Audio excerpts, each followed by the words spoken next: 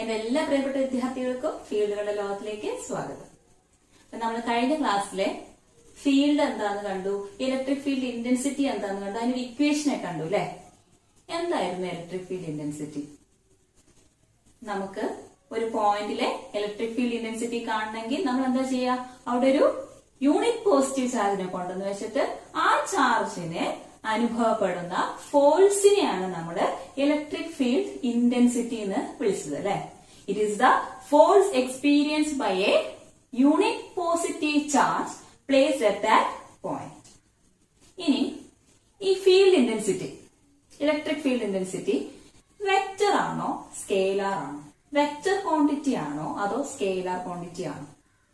എങ്ങനെയാ നമ്മൾ അത് തിരിച്ചറിയാം? നമുക്കറിയാം ഡയറക്ഷൻ ഉണ്ടെങ്കിൽ വെക്റ്റർ. ഡയറക്ഷൻ ഉണ്ടോ ഇലക്ട്രിക് ഫീൽഡ് ഇന്റൻസിറ്റിക്ക്?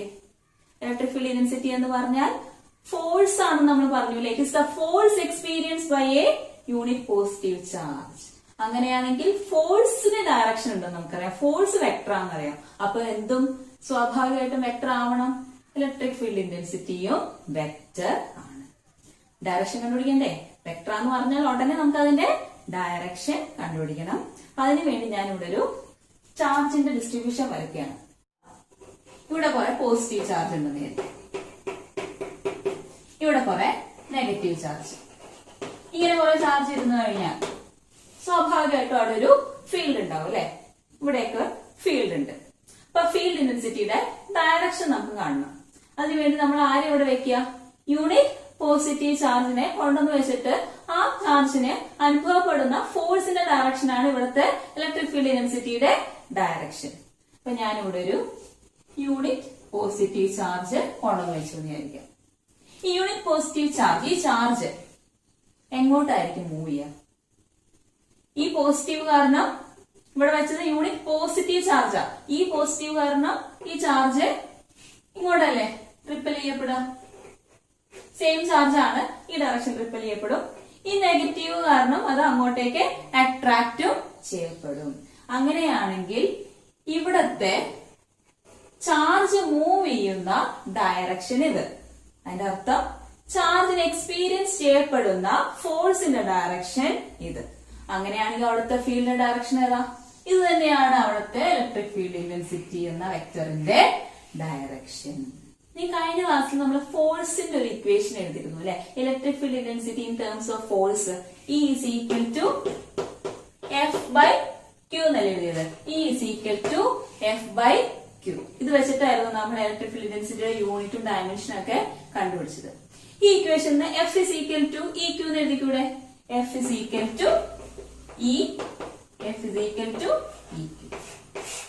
അപ്പൊ നമ്മളോട് ഒരു E ഇന്റൻസിറ്റി ഉള്ള ഫീൽഡിലെ Q മാഗ്നിറ്റ്യൂഡ് ഉള്ള ഒരു ചാർജിനെ കൊണ്ടുവന്ന് വെച്ചാൽ ആ ചാർജിനെ എക്സ്പീരിയൻസ് ചെയ്യുന്ന ഫോഴ്സ് എത്രയാണെന്ന് ചോദിച്ചു കഴിഞ്ഞാൽ സുഖമായിട്ട് കണ്ടുപിടിച്ചൂടെ?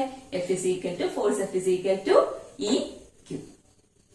ഇനി ഒരു കാര്യം ചോദിച്ചു നോക്കട്ടെ, നിങ്ങൾ അതിന്റെ ആൻസർ പറയണേ.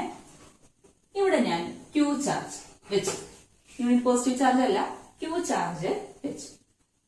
ഈ ചാർജിനും ഒരു ഫോഴ്സ് അനുഭവപ്പെടുമല്ലോ. ആ ഫോഴ്സിന്റെ ഡയറക്ഷൻ എങ്ങോട്ടായിരിക്കും? Q ചാർജ് വെച്ച് കഴിഞ്ഞാൽ നമുക്ക് അതിനെ പോസിറ്റീവ് ആയിട്ട് എടുക്കാം, നെഗറ്റീവ് ആയിട്ട് എടുക്കാം. ആദ്യം ഞാൻ പോസിറ്റീവ് കേസ് എടുക്കുകയാണ്. പോസിറ്റീവ് Q ചാർജ് വെച്ചു. ഈ ചാർജിന്റെ ഫോഴ്സിന്റെ ഡയറക്ഷൻ നിങ്ങൾക്ക് അറിയാം. പോസിറ്റീവ് റിപ്പൽ ചെയ്യും, നെഗറ്റീവ് പോസിറ്റീവിനെ അട്രാക്ട് ചെയ്യും. അപ്പൊ പ്ലസ് Q ചാർജിന്റെ ഡയറക്ഷൻ ഇത്.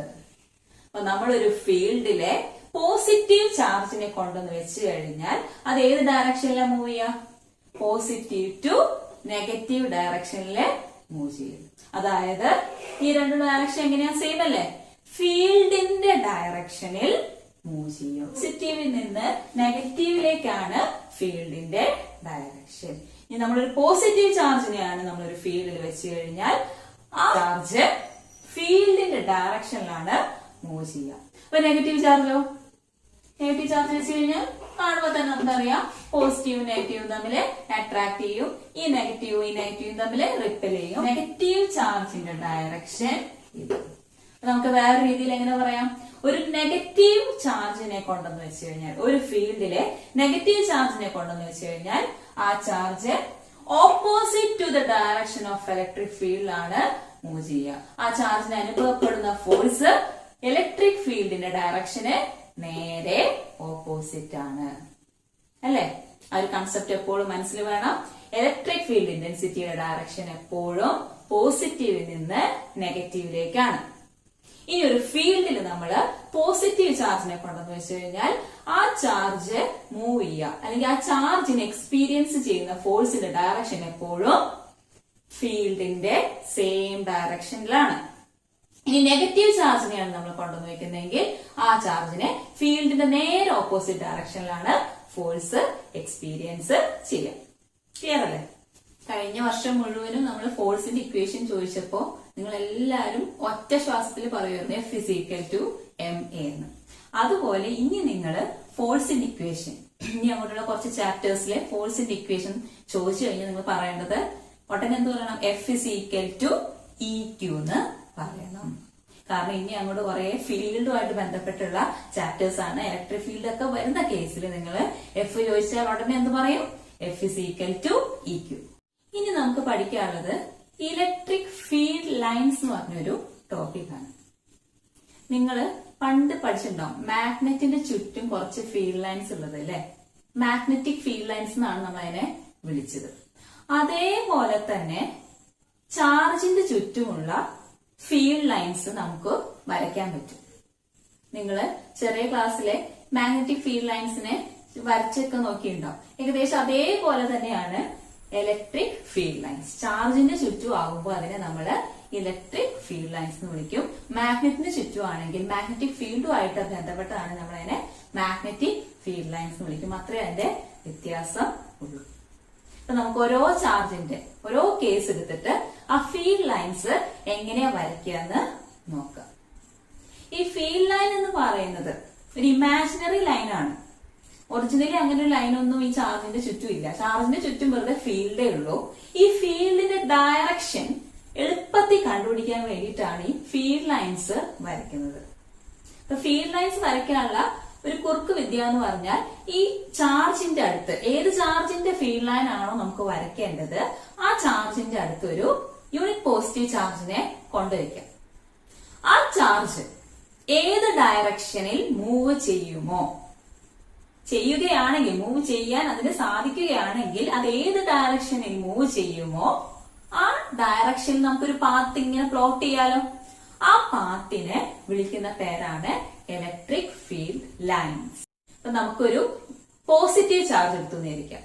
ഒരു പോസിറ്റീവ് ചാർജ് അതിന്റെ ചുറ്റുമുള്ള ഫീൽഡ് ലൈൻസ് എങ്ങനെയാന്ന് ഈ ചിത്രത്തിൽ കണ്ടാൽ നമുക്കറിയാം. എങ്ങനെയാണ് ഫീൽഡ് ലൈൻസ്? ഇതാണ് നമ്മുടെ പോസിറ്റീവ് ചാർജ് നേരിക്കാം. ഇതിന്റെ അടുത്ത് ഞാനൊരു യൂണിറ്റ് പോസിറ്റീവ് ചാർജിനെ കൊണ്ടുവന്ന് വെച്ചു. അപ്പൊ ഈ യൂണിറ്റ് പോസിറ്റീവ് ചാർജ് എങ്ങോട്ട് പോവും? അടുത്തേക്ക് വരില്ല, കാരണം രണ്ടും പോസിറ്റീവ് ആണ്. ഇതിങ്ങനെ ട്രിപ്പിൾ ചെയ്ത് പോകും.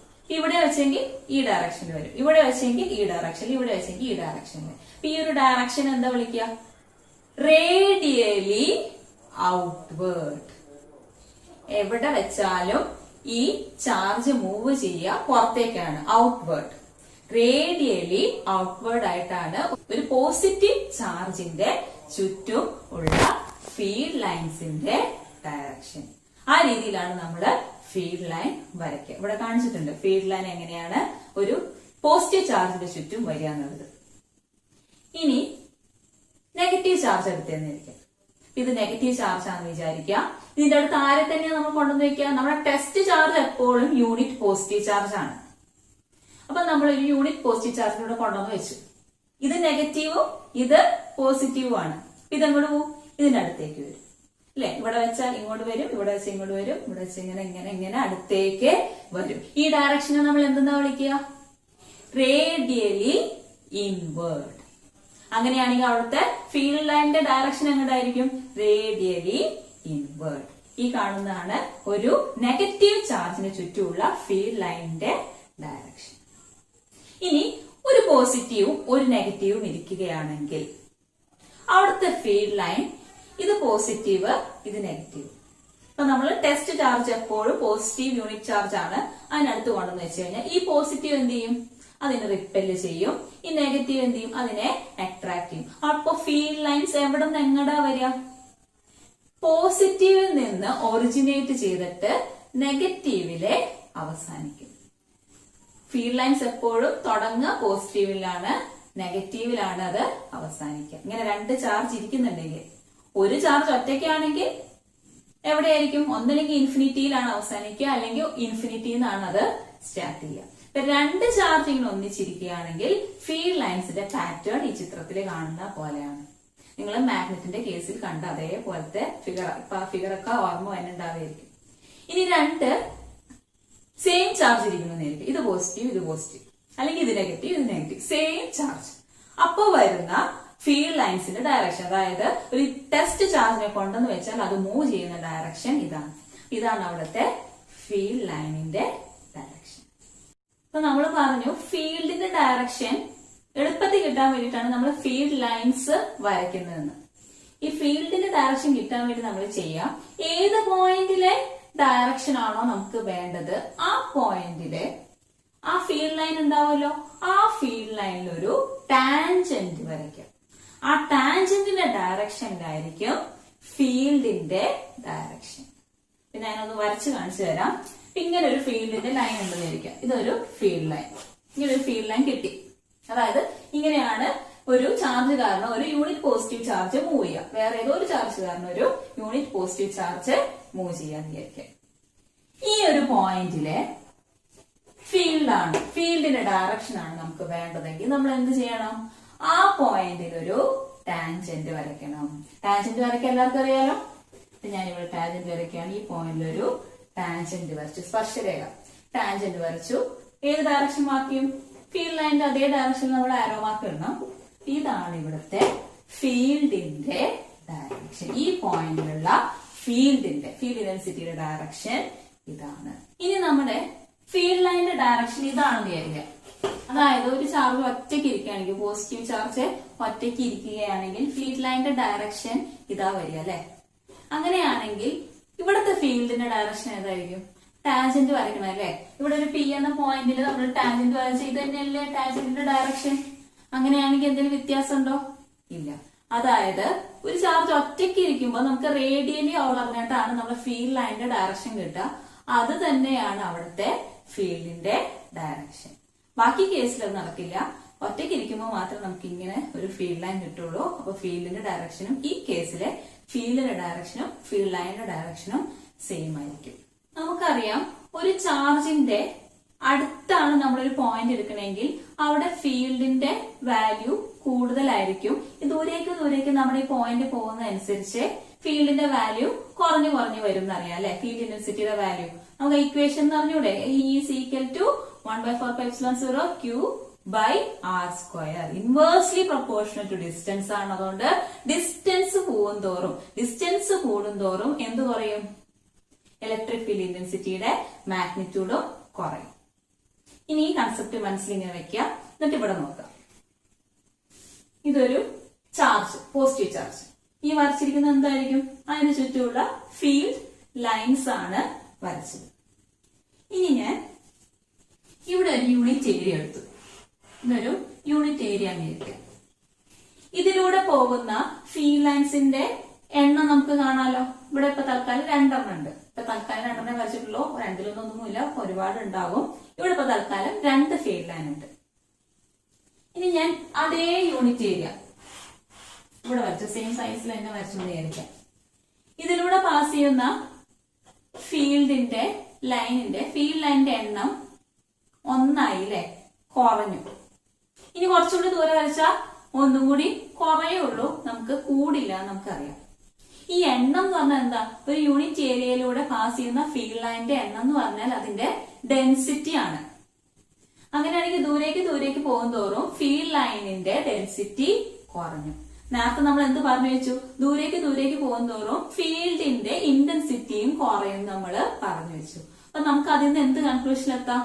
ഒരു സ്ഥലത്ത് ഫീൽഡ് ലൈനിന്റെ ഡെൻസിറ്റി കൂടുതലാണെങ്കിൽ അവിടെ ഫീൽഡിന്റെ മാഗ്നിറ്റ്യൂഡും കൂടുതലായിരിക്കും.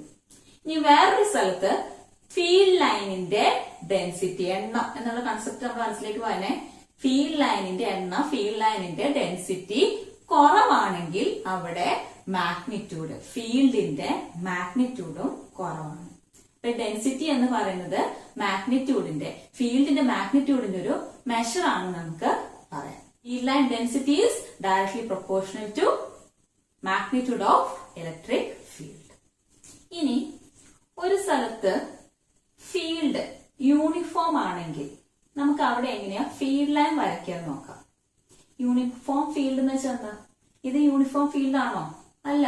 ഇവിടെ ഫീൽഡ് കൂടുതലും ഇങ്ങോട്ട് പോകുന്തോറും ഫീൽഡ് കുറവുമാണ്. ഇതപ്പോ യൂണിഫോം ഫീൽഡ് അല്ല. യൂണിഫോം ഫീൽഡ് എന്ന് വെച്ചാൽ എല്ലായിടത്തും സെയിം വാല്യൂ വേണം. അങ്ങനെ എല്ലായിടത്തും സെയിം വാല്യൂ വേണമെന്ന് വെച്ചാൽ അർത്ഥം എന്താ? അതായത് ഫീൽഡ് ലൈനിന്റെ ഡെൻസിറ്റി സെയിം ആയിരിക്കണം. അപ്പൊ അതെങ്ങനെയാ വരയ്ക്കും എന്ന് ആലോചിച്ച് നോക്കിയ. ഫീൽഡ് ലൈനിന്റെ ഡെൻസിറ്റി സെയിം ആവണമെങ്കിൽ ഫീൽഡ് ലൈനിന്റെ എണ്ണം സെയിം ആവണം. അപ്പൊ അതെങ്ങനെ വരച്ചാലേ ശരിയാവുള്ളൂ. എവിടെ യൂണിറ്റ് ഏരിയ എടുത്താലും ഫീൽഡ് ലൈനിന്റെ എണ്ണം സെയിം ആയിരിക്കണം. അപ്പൊ നമുക്ക് ഇങ്ങനെയേ വരയ്ക്കാൻ പറ്റൂ. അതായത് ഫീൽഡ് ലൈനുകൾ എപ്പോഴും പാരലൽ ആയിട്ട് വരച്ചാലേ നമുക്കൊരു യൂണിഫോം ഫീൽഡിനെ റെപ്രസെന്റ് ചെയ്യാൻ പറ്റുള്ളൂ. ഈ വരച്ചിരിക്കുന്ന ഒരു യൂണിഫോം ഫീൽഡ് ആണ്. നോക്കൂ, ഇവിടെ ഞാൻ യൂണിറ്റ് ഏരിയ എടുത്തു. ഫീൽഡ് ലൈൻ ഡെൻസിറ്റി എത്രയാ? എത്ര ഫീൽഡ് ലൈൻ ഉണ്ട്? 2 എണ്ണം. ഞാൻ ഇവിടെ അതേ സൈസ് ഉള്ളത്, സൈസ് സെയിം ആണ് നിങ്ങളൊന്ന് വിശ്വസിക്കുക കേട്ടോ. ഇതേ സൈസ് ഉള്ള യൂണിറ്റ് ഏരിയ എന്ന് വെച്ചാൽ എപ്പോഴും 1 ആണ് ഏരിയ. സെയിം സൈസ് ഉള്ള ഒരു ഏരിയ എടുത്തു. അവിടെയും 2 അല്ലേ? ഇനി ഞാൻ ഇവിടെ എടുത്താലും എങ്ങനെ വരും? 2 ഫീൽഡ് ലൈൻ വന്നില്ലേ? അപ്പൊ ഇങ്ങനെയാണ് നമ്മൾ എപ്പോഴും ഒരു യൂണിഫോം ഫീൽഡിനെ ഫീൽഡ് ലൈൻ ഉപയോഗിച്ച് റെപ്രസെന്റ് ചെയ്യുക. ഇങ്ങനെ കുറച്ച് ഫീൽഡ് ലൈൻ കണ്ടു കഴിഞ്ഞാൽ ഉടനെ നമുക്ക് എന്ത് മനസ്സിലേക്ക് വരണം? ഇതൊരു യൂണിഫോം ഫീൽഡാണ്. അവിടെയുള്ളത് ഒരു യൂണിഫോം ഫീൽഡാണ്. നമ്മൾ കുറച്ച് നേരത്തെ കുറെ ഫീൽഡുകൾ വരച്ചു അല്ലെ? ഫീൽഡ് ലൈൻസ് വരച്ചു അല്ലെ? ഒരു പോസിറ്റീവ് ചാർജിന് ചുറ്റുള്ള വരച്ചു, നെഗറ്റീവ് ചാർജിന് ചുറ്റുള്ള വരച്ചു, 2 ഈക്വൽ ആയിട്ട് ഓപ്പോസിറ്റ് ചാർജിന് ചുറ്റുള്ള വരച്ചു, 2 സിമിലർ ആയിട്ടുള്ള ചാർജിന് ചുറ്റും വരച്ചു.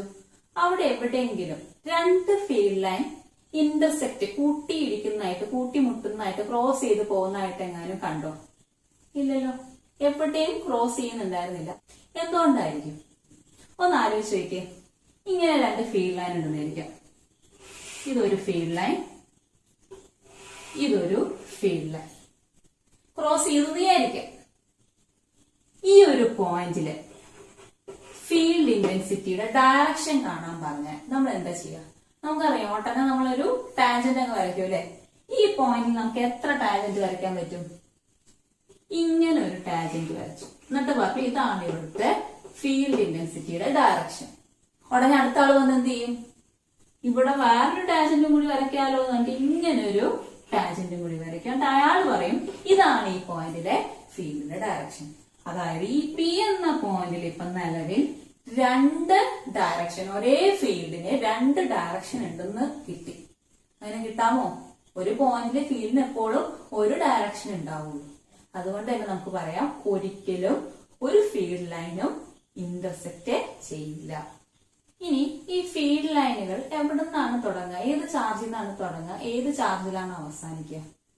നമുക്ക് ആദ്യത്തെ പോസിറ്റീവ് ചാർജ് എടുത്തപ്പോ ഫീൽഡ് ലൈനിന്റെ ഡയറക്ഷൻ റേഡിയലി ഔട്ട്വേർഡ് എന്നായിരുന്നില്ലേ? അപ്പൊ എവിടെ നിന്നാ തുടങ്ങുക? നമുക്ക് പറയാം പോസിറ്റീവ് ചാർജിൽ നിന്നാണ് തുടങ്ങുക.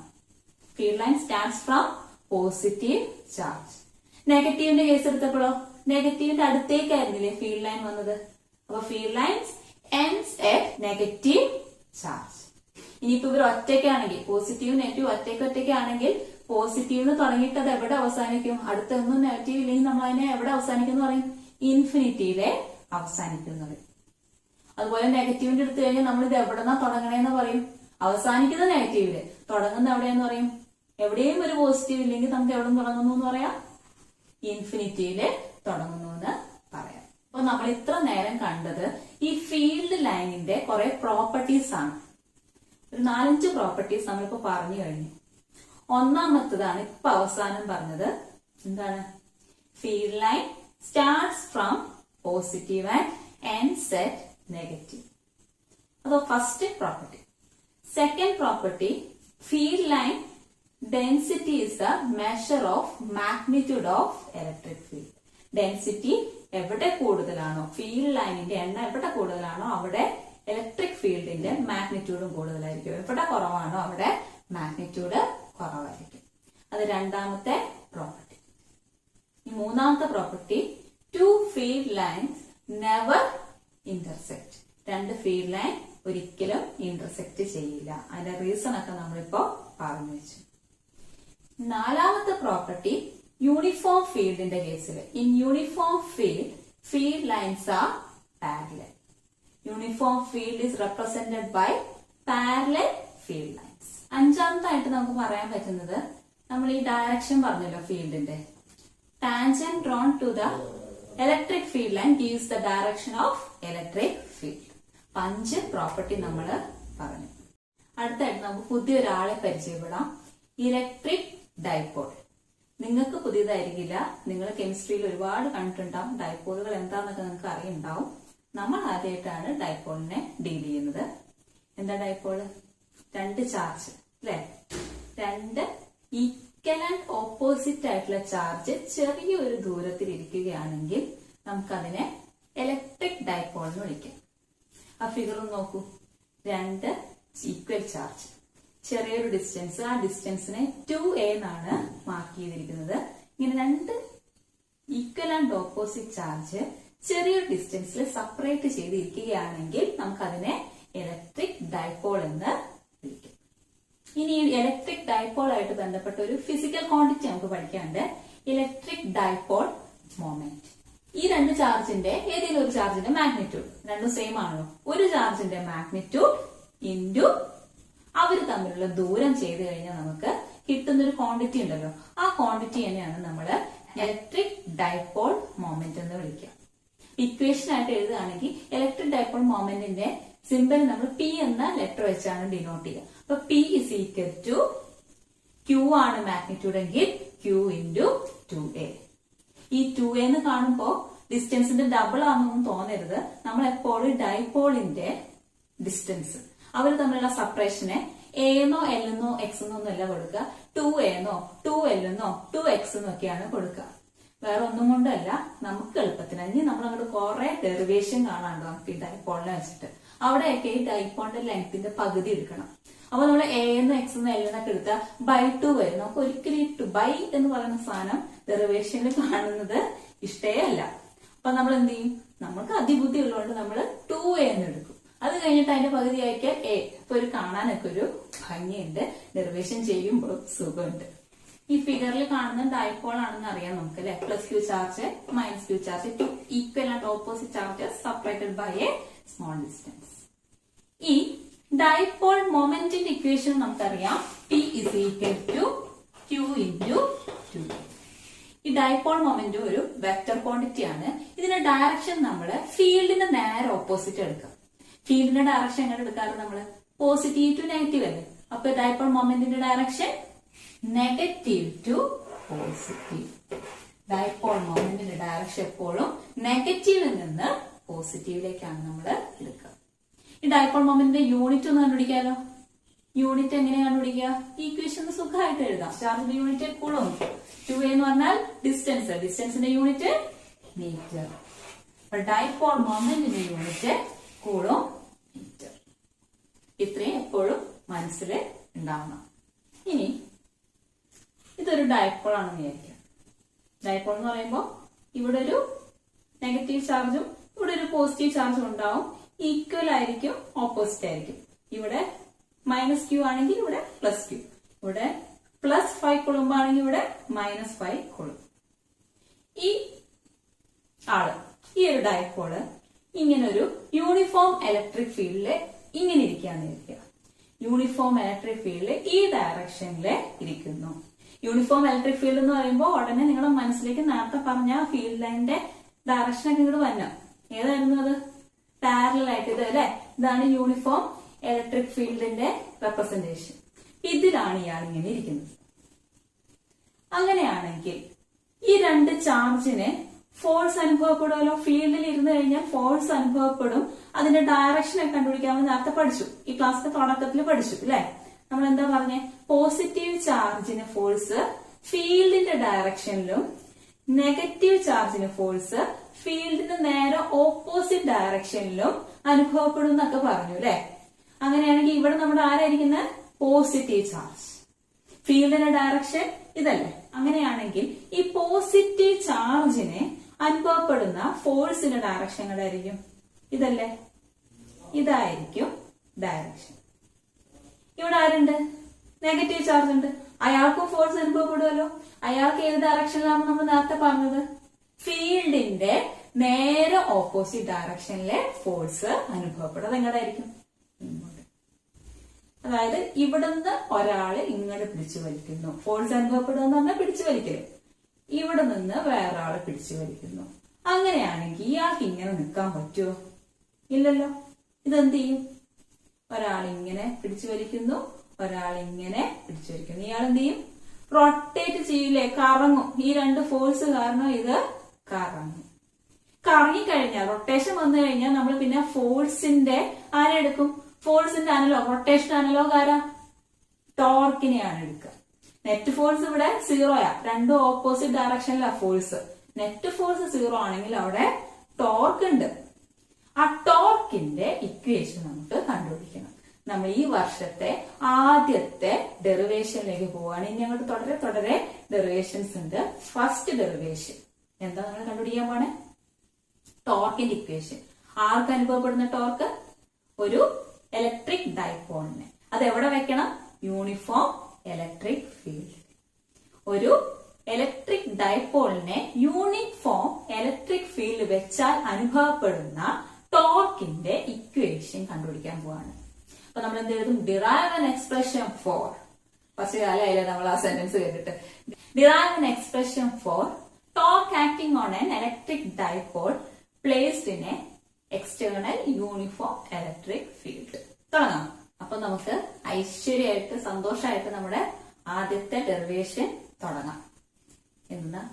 Torque acting on a electric dipole placed in an external electric field. Uniform external electric field. ഇവിടെ നോക്കാം. ഈ വച്ചിരിക്കുന്നത് യൂണിഫോം ഇലക്ട്രിക് ഫീൽഡ്. അതിന്റെ ഡയറക്ഷൻ. ഇത് ഒരു ഡൈപോൾ. -q ചാർജ് ഇരിക്കുന്നു, +q ചാർജ് ഇരിക്കുന്നു. ഡൈപോളിന്റെ ലെങ്ത് നമ്മൾ എങ്ങനെയാ മാർക്ക് ചെയ്യുക? 2a എന്ന് നമുക്ക് മാർക്ക് ചെയ്യാം. ഈ ഡൈപോളിന്റെ ലെങ്ത് 2a. ഇനി നമുക്ക് ആരെ കാണണം? ടോർക്ക് ആണല്ലോ കാണേണ്ടത്. ടോർക്ക് കാണണമെങ്കിൽ നമുക്ക് ആദ്യം ഫോഴ്സ് അറിയണം അല്ലെ? ഫോഴ്സിന്റെ ഡയറക്ഷൻ നമുക്കൊന്ന് വരയ്ക്കാം. അവിടെ +q ചാർജ് അനുഭവിക്കുന്ന ഫോഴ്സ് ഫീൽഡിന്റെ ഡയറക്ഷൻ. +q ചാർജ് അനുഭവിക്കുന്ന ഫോഴ്സിന്റെ ഡയറക്ഷൻ അത്.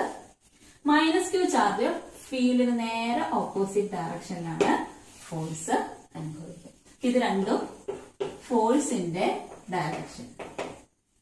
സെയിം ലെങ്ത് വരയ്ക്കണം. കാരണം മാഗ്നിറ്റ്യൂഡ് സെയിം ആണല്ലോ, ഒരേ ചാർജ് ആണല്ലോ, ഒരേ യൂണിഫോം ഫീൽഡ്. സെയിം ലെങ്ത് വരച്ചു. ഇനി നമ്മളിവിടെ ടോർക്ക് ആണല്ലോ കണ്ടുപിടിക്കുന്നത്. ടോർക്കിന്റെ ഇക്വേഷൻ നമുക്കറിയാം. Torque tau is equal to, പണ്ട് പഠിച്ചിട്ടുണ്ട്. Torque tau is equal to force into perpendicular distance. Force into ഈ രണ്ട് ഫോഴ്സുകൾ തമ്മിലുള്ള പെർപെൻഡിക്കുലർ ഡിസ്റ്റൻസ്. ഈ രണ്ട് ഫോഴ്സുകൾ തമ്മിലുള്ള പെർപെൻഡിക്കുലർ ഡിസ്റ്റൻസ് ഏതായിരിക്കും? ഇതൊരു ഫോഴ്സ്, ഇതൊരു ഫോഴ്സ്. അവർ തമ്മിലുള്ള പെർപെൻഡിക്കുലർ ഡിസ്റ്റൻസ് എന്ന് പറഞ്ഞാൽ ഇങ്ങനെ വരയ്ക്കാമോ? ഇത് പെർപെൻഡിക്കുലർ ആവില്ല. ഇതാണ് പെർപെൻഡിക്കുലർ ഡിസ്റ്റൻസ്. ഈ വരച്ചത് ഇതിനെ ഞാൻ എക്സ് എന്ന് മാർക്ക് ചെയ്യണം. ഈ പെർപെൻഡിക്കുലർ ഡിസ്റ്റൻസിനെ ഞാൻ എക്സ് എന്ന് മാർക്ക് ചെയ്താൽ ഈ ഇക്വേഷൻ എന്ത് എഴുതാം? ഫോഴ്സ് ഇൻറ്റു എക്സ് എന്ന് എഴുതാലോ. Force into X. ഇനി എക്സിന്റെ വാല്യൂ കണ്ടുപിടിക്കാൻ വല്ല വഴിയുണ്ടോ നോക്കിക്കേ. എങ്ങനെയെങ്കിലും നമുക്ക് എക്സിന്റെ വാല്യൂ കണ്ടുപിടിക്കണം. അപ്പൊ നമുക്ക് ഇവിടെ ഒരു ട്രയാങ്കിൾ കണ്ടുകൂടെ? ഈ ഒരു ട്രയാങ്കിൾ, ഈ ട്രയാങ്കിൾ റൈറ്റ് ട്രയാങ്കിൾ ആണല്ലോ. ഈ ആംഗിള് തീറ്റ ആണെന്ന് വിചാരിക്കുക. അതായത് ഈ ഡൈപോള് ഈ ഇലക്ട്രിക് ഫീൽഡുമായിട്ട് സസ്പെൻഡ് ചെയ്യുന്ന ആംഗിള് തീറ്റ. ഈ ആംഗിൾ തീറ്റയാണെങ്കിൽ നമുക്ക് ഇവിടെ സൈൻ തീറ്റ എത്ര കണ്ടുപിടിക്കാമല്ലോ. സൈൻ തീറ്റ എന്തായിരിക്കും? Opposite side by hypotenuse. Sine theta is equal to opposite side by hypotenuse. ഞാനിവിടെ സൈൻ തീറ്റ എന്താന്ന് എഴുതാണ്. Sine theta is equal to opposite side അവിടെ ഏതാ എക്സ്, ഹൈപ്പോട്ടന്യൂസ് ഏതാ ഇതല്ലേ 2a, x/2a. ഇത് എക്സ് ഇസ് ഈക്വൽ ടു എന്ന് എഴുതാം, X is equal to 2a sine theta. എക്സിന് ഒരു വാല്യൂ നമുക്ക് കിട്ടി 2a സൈൻ തീറ്റ. ഉടനെ നമ്മൾ അത് എവിടെ സബ്സ്റ്റിറ്റ്യൂട്ട് ചെയ്യും, ഇവിടെ സബ്സ്റ്റിറ്റ്യൂട്ട് ചെയ്യും. അപ്പൊ force F into 2a sine തീറ്റ. ഈ ഫോഴ്സിന്റെ ഇക്വേഷൻ എന്ന് പറഞ്ഞേ F is equal to EQ. M എന്ന് പറയുന്നല്ലോ, F is equal to EQ. അപ്പൊ അത് ഇവിടെ കൊടുക്കാണ്. EQ, F is equal to EQ എന്നുള്ള ഫോഴ്സിന്റെ ഇക്വേഷൻ ഇവിടെ കൊടുത്തു. EQ into 2a into sine theta. ഇനി ഇയാളെ എവിടെയെങ്കിലും കണ്ടുപരിചയമുണ്ടോ? Q2a. നമ്മൾ കുറച്ച് നേരത്തെ പറഞ്ഞില്ലേ, electric dipole moment P is equal to Q into 2a. അത് നമ്മൾ സബ്സ്റ്റിറ്റ്യൂട്ട് ചെയ്യാലോ. അപ്പൊ നമുക്ക് എന്ത് എഴുതാം, PE sine theta. PE sine theta. ഇതാണ് നമ്മുടെ ടോർക്കിന്റെ ഇക്വേഷൻ. PE സൈൻ തീറ്റനെ നമുക്ക് എങ്ങനെയും കൂടി എഴുതാം. Torque tau is equal to cross product ആയിട്ട് എഴുതാം അല്ലെ, P cross E. Torque tau is equal to P cross E. നല്ല എളുപ്പമുള്ള ഡെറിവേഷൻ ആണ്, സുഖമായിട്ട് നമ്മൾ കണ്ടുപിടിച്ചു. നമ്മൾ എന്താ കണ്ടുപിടിച്ചത്, ഈ സെക്കൻഡ് ഇയറിലെ ഡെറിവേഷൻസിന്റെ ഒക്കെ ക്വസ്റ്റ്യന് അങ്ങോട്ടും ഇങ്ങോട്ടൊക്കെ ചെറിയ ചെറിയ മാറ്റം ഉണ്ടാവുള്ളൂ. ഈ സെക്കൻഡ് ഇയറിന്റെ പ്രത്യേകതയാണ്. അപ്പൊ എങ്ങനെ അങ്ങോട്ടും ഇങ്ങോട്ടൊക്കെ ഊഹിച്ചിട്ട് ആൻസർ എഴുതാന്ന് വിചാരിക്കരുത്, ഡെറിവേഷൻസ് ഒക്കെ തമ്മിൽ മാറിപ്പോവും. ഇതിപ്പോ നമ്മൾ പഠിക്കുന്ന ആദ്യത്തെ ടോർക്കാണ്. ഇതുപോലെ പല ആൾക്കാരുടെയും ടോർക്ക് നമുക്ക് പഠിക്കാനുണ്ട്, പല ആൾക്കാരിൽ ആക്ട് ചെയ്യുന്ന ടോർക്ക്. അപ്പൊ ഇത് ആരുടെ ടോർക്കായിരുന്നു? Torque acting on a electric dipole placed in a uniform electric field. അപ്പൊ ആദ്യം നമ്മള് ഫിഗർ വരയ്ക്കും. ഇങ്ങനെ തന്നെ വേണം നിങ്ങളുടെയും ഫിഗർ, കാരണം ഇതൊക്കെ നിങ്ങളുടെ ഫിഗറിലും ഉണ്ടാവണം. ഒരു യൂണിഫോം ഇലക്ട്രിക് ഫീൽഡ്, ഒരു ഡൈപോളിൽ കാണുന്ന രണ്ട് ഫോഴ്സ്. ഇത്തവണ എക്സാമിന് ചോദിച്ചത് ഈ ഫിഗർ വരയ്ക്കാനാണ്. ഫിഗർ എന്ന് വെച്ചാൽ പകുതി ക്വസ്റ്റ്യൻ പേപ്പറിൽ ഉണ്ടായിരുന്നു. ഈ ഫോഴ്സിന്റെ ഡയറക്ഷൻ ആണ് ചോദിച്ചത്. പിന്നെ ഈ equation tau is equal to P cross E.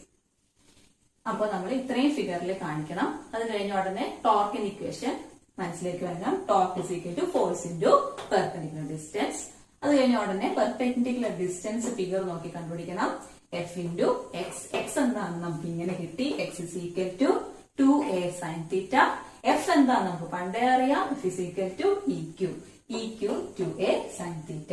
Qനെ 2നെ എനെ ഒന്നിച്ച് കണ്ടോ, ഉടനെ നമ്മൾ എന്ത് എഴുതും, P എന്ന് എഴുതും. അപ്പൊ PE sine theta. Torque tau is equal to P cross E. ഇനി ടോർക്ക് എപ്പോഴാണ് മാക്സിമം ആവുക, ഏത് സിറ്റുവേഷനിലാണ്? നമുക്കറിയാം ഈ ഇക്വേഷൻ എപ്പോഴാണ് മാക്സിമം ആവണമെന്ന് നോക്കിയാൽ മതി അല്ലേ. ഈ ഇക്വേഷൻ എപ്പോഴാണ് മാക്സിമം ആവുക, സൈൻ തീറ്റ എടുക്കാവുന്ന മാക്സിമം വാല്യൂ നമുക്കറിയാലോ. സൈൻ തീറ്റയ്ക്ക് എടുക്കാൻ പറ്റുന്ന ഏറ്റവും വലിയ വാല്യൂ 1 ആണ്. അപ്പൊ തീറ്റ എന്തായിരിക്കണം, തീറ്റ 90 ഡിഗ്രി ആയി കഴിഞ്ഞാൽ ടോർക്ക് മാക്സിമം ആവും. അതായത് torque tau is equal to PE എന്നുള്ള ഇതാണ് ഇതിന്റെ മാക്സിമം വാല്യൂ. എപ്പോ തീറ്റ ഇസ് ഈക്വൽ ടു 90 ആയാൽ. തീറ്റ ഇസ് ഈക്വൽ ടു 90 എന്ന് പറഞ്ഞാൽ ഈ ഡൈപോൾ എങ്ങനെ നിൽക്കുക, ഇങ്ങനെ അല്ലെ. ഇങ്ങനെ നിൽക്കുമ്പോഴല്ലേ തീറ്റ 90 ആവുക. ഈ ആംഗിള്, ഇത് ഡൈപോള്, ഇത് നമ്മുടെ ഇലക്ട്രിക് ഫീൽഡ്, ആംഗിൾ 90. അപ്പൊ അവിടെ മാക്സിമം ടോർക്ക് ഉണ്ടാവും. ഇപ്പൊ ഇങ്ങനെ ഇലക്ട്രിക് ഫീൽഡില് ഇങ്ങനെ ഡൈപോൾ നിന്നാൽ മാക്സിമം ടോർക്ക് ഉണ്ടാവും. ഇനി ടോർക്ക് എപ്പോഴാണ് മിനിമം ആവുക, തീറ്റ സീക്വൽ എന്തായാൽ മതി, തീറ്റ സീക്വൽ ടു 0 ആയാൽ മതി അല്ലെ.